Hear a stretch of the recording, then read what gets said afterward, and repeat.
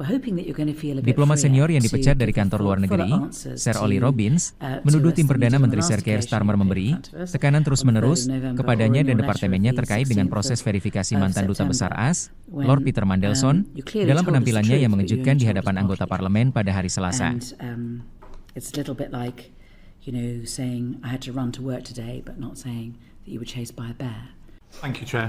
And I know this sounds formal and maybe even a bit unlikely, but thank you very much for the opportunity today to come and speak to you about these matters. As you say, it has been a difficult time, leavened slightly by it being my birthday yesterday. When I walked into post as Permanent Under-Secretary on the 20th of January last year, I wasn't walking into a vacuum.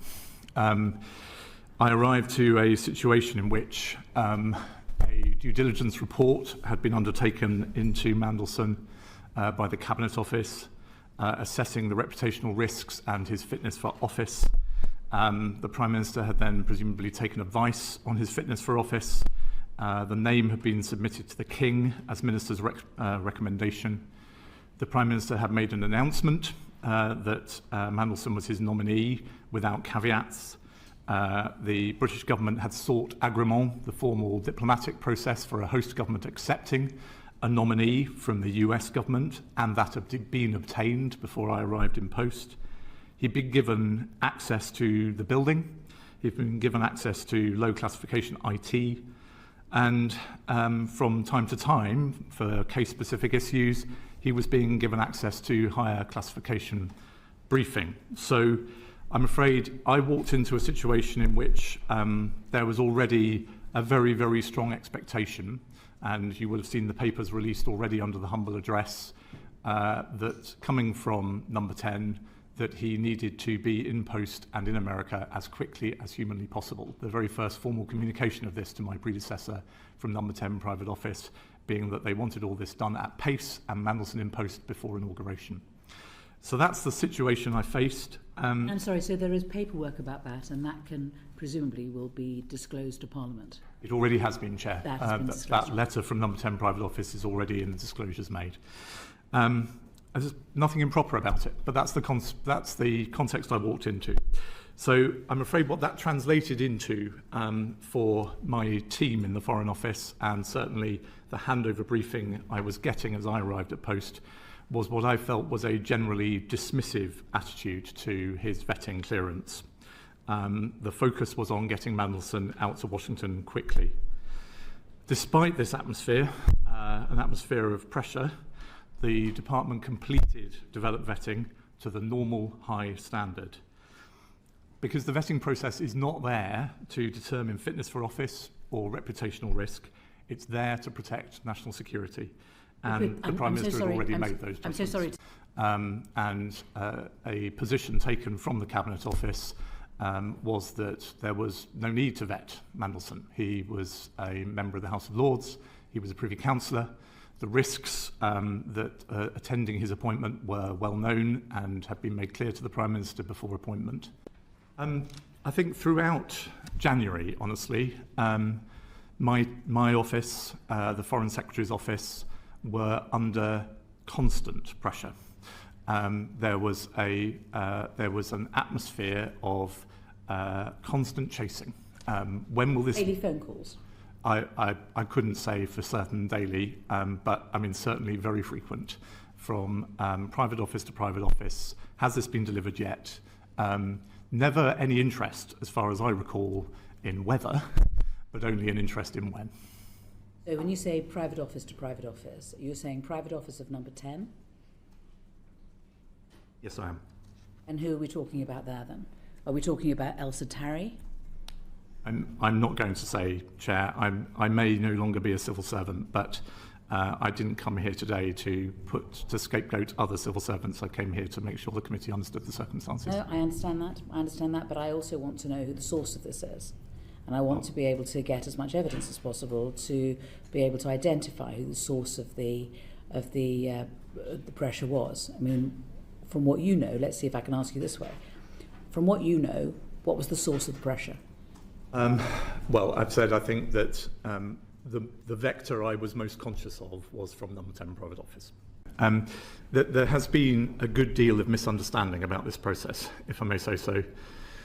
For the Foreign Office and for several other departments, UKSV does not fail a candidate. Nor does the department, no I know, and apologies Chair, but others have. And nor does the Foreign Office overrule UKSV. The relationship between the two is set out in guidance and has been set out to this committee and in Parliament. And so the outcome of the vetting process is what is decided by the Foreign Office on the basis of the UKSV findings and our own assessment of the risk and whether we can manage them. And so what the meeting I had with the director on the 29th of January, it was an oral briefing. No documents were presented to me, nor did I particularly expect them to be. I have never seen a UKSV document. I was briefed that UKSV considered Mandelson a borderline case and that they were leaning towards recommending that clearance be denied, but that the Foreign Office's Security Department assessed that the risks identified as of highest concern by UKSV could be managed and or mitigated. I was also told that the risks did not relate to Mandelson's relationship with Jeffrey Epstein, and that I was told that UKSV acknowledged, I don't know in what way, but acknowledged that the Foreign Office might wish to grant clearance with appropriate risk management. So we talked about what that appropriate risk management might be, and the grant of clearance, the record of that decision, internal, records the grant of clearance and also the mitigations. And you will find, when the records are finally opened, you will find record of the decision. It is clear. What I am saying to you is that whilst there was an atmosphere of pressure, the department rigorously followed the process. And we did so, frankly, as I understand it, despite some in government believing it was not a process we ever needed to follow. It's a particularly sensitive issue because the United States government is very hot on the clearances people hold, and so it would have been a sensible precaution. And actually, had approval not been granted and therefore the position had been revoked after agreement had already been obtained, would that have damaged our relations with the United States, in your view? I think it certainly would have had. Yeah, I mean, I think it would have damaged them. Yes, Sir John. I mean, the process of getting agreement was taken at quite some pace, and was delivered, I think, still technically just by one working day by the Biden administration. I think if the nomination had changed after that point, the incoming administration may well have commented on it publicly, and it would, yes, have caused quite an issue in the relationship. Did you tell ministers at all, or number 10? You told them the outcome of your decision, the outcome of the meeting, but did you tell them about the recommendation made by UKSV? No, and months later, when in the immediate aftermath of Mandelson's sacking, we were obviously thinking internally about how to respond to legitimate questions this committee and others had about that process. And my recollection is, in a way I wasn't surprised by, the direction from number 10 was, we must make clear that these decisions were taken entirely independently of ministers and that they were not consulted other than to be told the outcome. Is the Prime Minister right to have expected you to provide him with more information on the vetting process? I hope it's clear from everything I've said so far that I believe that's a misunderstanding and a dangerous misunderstanding of the necessity of confidentiality of the process.